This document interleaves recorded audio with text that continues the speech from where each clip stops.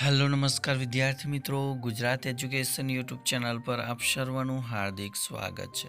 વિદ્યાર્થી મિત્રો, આજના વિડીયોની અંદર આપણે વાત કરવાના છે ધોરણ 9 વિષય સામાજિક વિજ્ઞાન અને તેમાં ગાલા સ્વાધ્યાય પોથીમાંથી પાઠ 12 જેનું નામ છે ભારતીય લોકશાહી। તો આ વિડીયોને અંત સુધી જોવાનું ભૂલતા નહીં। ચેનલ ઉપર જો પ્રથમ વખત આવેલા હો તો ચેનલને સબસ્ક્રાઈબ કરી દેજો અને આ વિડીયોને તમારા અન્ય મિત્રો સુધી શેર કરી દેજો। તો વિભાગ એની અંદર પહેલો પ્રશ્ન છે યોગ્ય જોડકા જોડો। એની અંદર પહેલું છે કે ઈવીએમ એટલે કે ઇલેક્ટ્રોનિક વોટિંગ મશીન। બીજું છે કે લોકશાહીનો પાયાનો એકમ, તો એ આવશે ગ્રામ પંચાયત। ત્રીજું લોકશાહીની પારાશીશી, તો એ આવશે ચૂંટણી। અને ચોથું છે લોકમતના ઘડતરનું બીજાનું માધ્યમ, તો એ આવશે ફિલ્મો।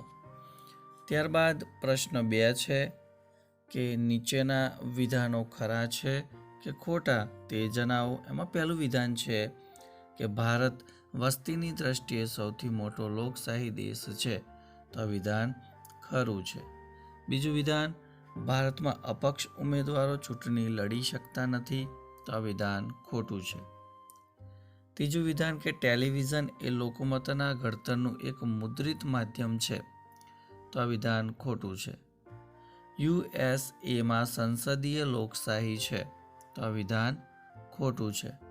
પાંચમું છે કે ભારતનું ચૂંટણી પંચ સ્વતંત્ર અને સ્વાયત્ત સંસ્થા છે, તો આ વિધાન ખરું છે। છઠ્ઠું વિધાન છે કે આપણા દેશમાં પ્રાતિનિધિક લોકશાહી છે, તો આ વિધાન ખરું છે। જ્યાં નિરક્ષરતાનું પ્રમાણ વધુ હોય ત્યાં બીજાનું માધ્યમ વધુ અસરકારક છે, તો આ વિધાન પણ ખરું છે। આઠમું, રેડિયો એ લોકમતના ઘડતરનું એક મુદ્રિત માધ્યમ છે, તો આ વિધાન ખોટું છે। ત્યારબાદ પ્રશ્ન નંબર 3 છે કે નીચેના પ્રશ્નોના 1-2 શબ્દોમાં ઉત્તર લખવાના રહેશે। એમાં પહેલો પ્રશ્ન છે કે વસ્તીની દ્રષ્ટિએ વિશ્વમાં સૌથી મોટી લોકશાહી કયા દેશમાં છે, તો એ છે ભારતમાં। બીજો પ્રશ્ન, દૈનિક સમાચાર પત્રો એ લોકમતના ઘડતરનું કેવું માધ્યમ કહેવાય, તો એ આવશે મુદ્રિત માધ્યમ। રેડિયો, ટેલિવિઝન અને સિનેમા લોકમતના ઘડતરના કેવા માધ્યમ કહેવાય, તો એ આવશે બીજાનું માધ્યમ। નિરક્ષરતાનું પ્રમાણ વધુ હોય ત્યાં લોકમતના ઘડતર માટે કયું માધ્યમ વધુ અસરકારક નીવડે છે, તો એ આવશે બીજાનું માધ્યમ।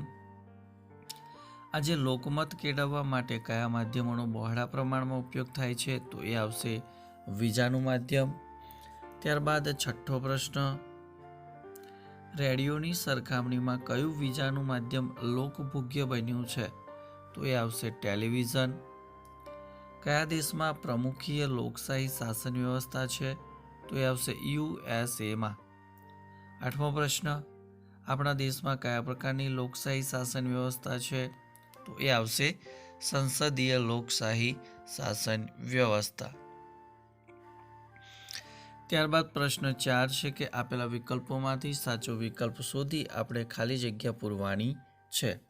તેમાં પહેલી ખાલી જગ્યા છે કે વિશ્વના બધા લોકશાહી દેશો કરતાં વધારે ખાલી જગ્યા ભારતમાં છે, તો એ આવશે મતદારો। બીજું, ભારતમાં ખાલી જગ્યા પુખ્ત વય મતાધિકાર છે, તો એ આવશે સાર્વત્રિક। ત્રીજું, સાર્વત્રિક પુખ્ત વય મતાધિકારની પદ્ધતિ ખાલી જગ્યાના સિદ્ધાંત પર કાર્ય કરે છે અથવા તો આધારિત છે, તો જવાબ આવશે વ્યક્તિ દીઠ એક મત। ચોથો પ્રશ્ન છે ખાલી જગ્યા લોકશાહીનો આધાર સ્તંભ છે, તો એ આવશે ચૂંટણી। પાંચમું, પ્રબળ અને સંગઠિત ખાલી જગ્યાનું લોકશાહીમાં ખૂબ મહત્વ છે, તો એ આવશે લોકમત। ત્યારબાદ છઠ્ઠો પ્રશ્ન છે કે ચૂંટણીઓ લોકશાહીની ખાલી જગ્યા છે, તો જવાબ આવશે પારાશીશી। સાતમો પ્રશ્ન, આપણા દેશમાં પ્રાતિનિધિક ખાલી જગ્યા છે, તો એ આવશે લોકશાહી। આઠમું, આપણા દેશમાં ખાલી જગ્યા લોકશાહી શાસન વ્યવસ્થા છે, તો એ આવશે સંસદીય। નવમું છે કે યુએસએમાં ખાલી જગ્યા લોકશાહી શાસન વ્યવસ્થા છે, તો એ આવશે પ્રમુખીય. 10મી ખાલી જગ્યા સત્તા પક્ષ અને વિરોધ પક્ષ ખાલી જગ્યા રથના બે પૈડા છે, તો એ આવશે લોકશાહી રથના બે પૈડા છે. ત્યારબાદ પ્રશ્ન 5 છે કે આપેલા વિકલ્પોમાંથી સાચો વિકલ્પ શોધી અને પ્રશ્નના જવાબ આપવાના છે. પહેલો પ્રશ્ન છે કે વિશ્વમાં વસ્તીની દ્રષ્ટિએ સૌથી મોટો લોકશાહી દેશ કયો છે, તો જવાબ આવશે ભારત. બીજું, આપણા દેશમાં સાર્વત્રિક પુખ્ત વય મતાધિકારમાં ખાલી જગ્યા સિદ્ધાંત સ્વીકારવામાં આવ્યો છે, અથવા સાર્વત્રિક પુખ્ત વય મતાધિકાર પદ્ધતિ કયા સિદ્ધાંત પર આધારિત છે, તો જવાબ આવશે વ્યક્તિ દીઠ એક મત. ત્રીજો પ્રશ્ન, નીચેનામાંથી કયા દેશમાં પ્રમુખીય લોકશાહી છે, તો એ આવશે યુએસએમાં. ચોથો પ્રશ્ન કે લોકમતના ઘડતર માટે ખાલી જગ્યા માધ્યમ ઓછું અસરકારક છે, તો એ આવશે મુદ્રિત માધ્યમ. ઈવીએમનું સાચું એટલે કે પૂરું નામ ખાલી જગ્યા છે, તો એ આવશે ઇલેક્ટ્રોનિક વોટિંગ મશીન. ત્યારબાદ પ્રશ્ન 6, નીચેનામાંથી કયું માધ્યમ લોકમતના ઘડતરમાં ફાળો આપતું મુદ્રિત માધ્યમ છે, તો એ આવશે સામયિકો. 7મો પ્રશ્ન, નીચેનામાંથી કયું માધ્યમ લોકમતના ઘડતરમાં ફાળો આપતું વીજાનું માધ્યમ છે, તો એ આવશે રેડિયો.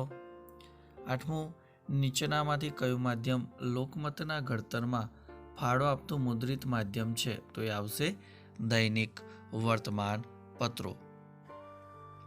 હવે આપણે વાત કરીશું વિભાગ સી, એટલે કે માગ્યા મુજબ ઉત્તર લખવાના છે, અને એની અંદર પહેલો જે પ્રશ્ન છે જેની અંદર આપણે તફાવત આપવાનો છે, તફાવત સમજાવ. એની અંદર પહેલું રાષ્ટ્રીય પક્ષો અને પ્રાદેશિક પક્ષો છે. પહેલો આપણે રાષ્ટ્રીય પક્ષની અંદર મુદ્દા જોઈ લઈએ, તો કે જે રાજકીય પક્ષોનું કાર્યક્ષેત્ર સમગ્ર વિસ્તારમાં સમગ્ર દેશમાં વિસ્તરેલું હોય તે રાષ્ટ્રીય પક્ષો કહેવાય છે. બીજો મુદ્દો છે કે કોઈ રાષ્ટ્રીય કે પ્રાદેશિક પક્ષને માન્યતા આપવા માટે ચૂંટણી પંચે ચોક્કસ ધોરણો નક્કી કર્યા છે. એ ધોરણો મુજબ જે રાજકીય પક્ષે ઓછામાં ઓછા 4 રાજ્યોમાં અગાઉની ચૂંટણીમાં માન્ય કરેલ કુલ મતમાંથી ઓછામાં ઓછા 4% મતો મેળવેલા હોય તેને રાષ્ટ્રીય પક્ષ તરીકે માન્ય રાખવામાં આવે છે. આપણા દેશમાં ભારતીય રાષ્ટ્રીય કોંગ્રેસ, ભારતીય જનતા પક્ષ, communist party of India, communist party of India, Marxist, Bahujan Samajwadi party, Rashtriya Congress party વગેરે રાષ્ટ્રીય પક્ષો આવેલા છે. પ્રાદેશિક પક્ષોની અંદર પહેલો પોઈન્ટ જોઈએ તો જે રાજકીય પક્ષોનું કાર્યક્ષેત્ર એક જ રાજ્ય કે પ્રદેશ પૂરતું સીમિત હોય તે પ્રાદેશિક પક્ષો કહેવાય છે. બીજો મુદ્દો છે કે જે રાજકીય પક્ષનો પ્રભાવ માત્ર અમુક રાજ્ય કે પ્રદેશ પૂરતો મર્યાદિત હોય તેને ચૂંટણી પંચ પ્રાદેશિક પક્ષ તરીકે માન્યતા આપે છે. આપણા દેશમાં તમિલનાડુનો દ્રવિડ મુનેત્ર કઝગમ અને ઓલ ઇન્ડિયા અન્ના દ્રવિડ મુનેત્ર કઝગમ, આંધ્રપ્રદેશનું તેલુગુ દેશમ, પંજાબનો અકાલી દળ, બિહારનો રાષ્ટ્રીય જનતા દળ યુનાઇટેડ, ઉત્તર પ્રદેશનો સમાજવાદી પક્ષ, જમ્મુ કાશ્મીરનો નેશનલ કોન્ફરન્સ, અસમનો અસમ ગણ પરિષદ, મહારાષ્ટ્રની શિવસેના, દિલ્હીની આમ આદમી પાર્ટી વગેરે પ્રાદેશિક રાજકીય પક્ષો છે. ત્યારબાદ આપણે તફાવત નંબર 2 જેની અંદર સંસદીય લોકશાહી અને પ્રમુખીય લોકશાહી, તો એની અંદર પહેલું આપણે જોઈશું સંસદીય લોકશાહી. એમાં પહેલો પોઈન્ટ, લોકસભામાં સ્પષ્ટ બહુમતી ધરાવતા નેતાને રાષ્ટ્રપ્રમુખ વડાપ્રધાન તરીકે નિમે છે. સમગ્ર પ્રધાનમંડળ લોકસભાને આધીન હોય છે. પ્રધાનમંડળ સંસદની બહુમતીનો વિશ્વાસ ધરાવે ત્યાં સુધી જ સત્તા પર રહી શકે છે. રાષ્ટ્રપ્રમુખ દેશના બંધારણીય વડા છે, જ્યારે વહીવટી વડા વડાપ્રધાન અને તેમના પ્રધાનો છે. હવે વાત કરીએ પ્રમુખીય લોકશાહીની, તો એમાં પહેલો પોઈન્ટ છે કે રાષ્ટ્રના વડાપ્રમુખને પ્રજા સીધી રીતે ચૂંટે છે. પ્રધાનમંડળ સંસદને જવાબદાર હોતું નથી. પ્રધાનો વ્યક્તિગત રીતે પ્રમુખને જવાબદાર હોય છે. પ્રધાનમંડળના પ્રધાનો પ્રમુખની ઈચ્છા હોય ત્યાં સુધી જ હોદ્દા પર રહી શકે છે. પ્રમુખ દેશના વહીવટી વડા તેમજ બંધારણીય વડા છે. ત્યારબાદ વાત કરીશું વિભાગ ડી, એટલે કે નીચેના પ્રશ્નોનો સવિસ્તર ઉત્તર આપણે આપવાનો છે. એમાં પહેલો પ્રશ્ન છે કે ગુપ્ત મતદાન એટલે શું, સમજાવો. તો મતદારે કોને મત આપ્યો તે કોઈને ખબર પડે નહીં એ રીતે કરાતા મતદાનને ગુપ્ત મતદાન કહે છે. આપણા દેશમાં સમગ્ર ચૂંટણી પ્રક્રિયામાં ગુપ્ત મતદાન પદ્ધતિ અપનાવવામાં આવી છે.